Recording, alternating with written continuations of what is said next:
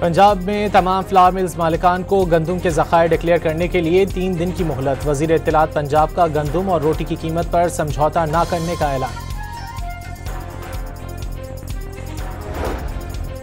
क्वेटा के इलाके सरियाब में महकमा खुराक के गोदाम से 9 करोड़ रुपए मालियत की गंदुम की बोरियां गायब होने का इंकशाफ।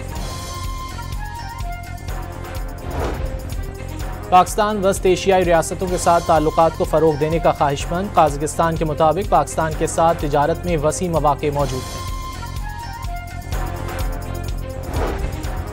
भारत ने दरियाए सतलुज में आज फिर पानी छोड़ दिया। भारतीय हाई कमिश्नर ने हाई फ्लड अलर्ट जारी कर दिया। दरियाए सतलुज में हरिके और फिरोजपुर के मकाम पर बड़े सैलाब का खदशा। मुल्तान में दूसरा सैलाबी रेला हेड मोहम्मद वाला से अगले 16 घंटे में गुजरेगा।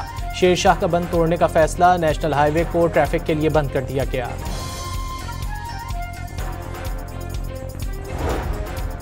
हेड सदनाही के मकाम पर दरिया रावी में ऊंचे दर्जे का सैलाब। कबीरवाला में करोड़ों रुपए की गंदुम की बोरियां पानी की नजर हो गईं।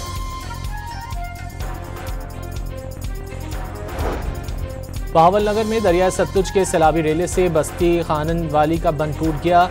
कई बस्तियां पानी की नजर हो गईं। सड़कें बहने से मुतादिद बस्तियों का जमीनी राब्ता मुनक़ता हो गया। खड़ी फसलें तबाह हो गईं। दरियाए सिंध में आज शदीद सैलाब का खतरा। गुड्डू बैराज के मकाम पर 4 लाख क्यूसिक से जायद का रेला। कश्मीर में कच्चे के इलाके खतरे की जद में आ गए।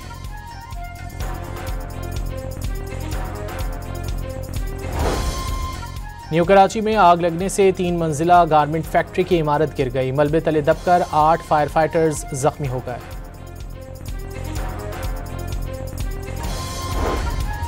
कराची के बेशतर इलाकों में वक्फे से हल्की बारिश का सिलसिला जारी। आज 4 से 6 स्पेल के दौरान शहर कायद में 100 मिलीमीटर बारिश की पेशगोई।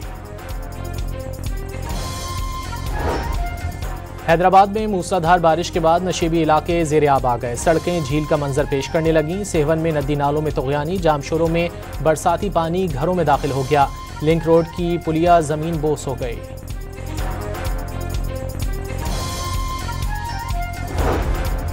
पंजाब असम्बली में सेनेट की खाली जनरल नशिस्त पर वोटिंग जारी। PTI का बायकॉट। राना सनाउल्लाह ने तहरीक इंसाफ का रवैया अफसोसनाक करार दे दिया।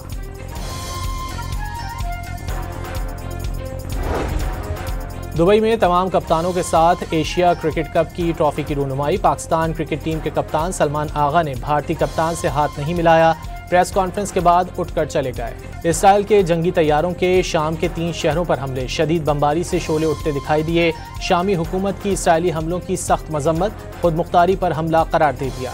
सोशल मीडिया साइट्स पर पाबंदी और करप्शन के खिलाफ नेपाल में एहतजाज। मुजाहिरीन ने वजीर आजम के घर को आग लगा दी।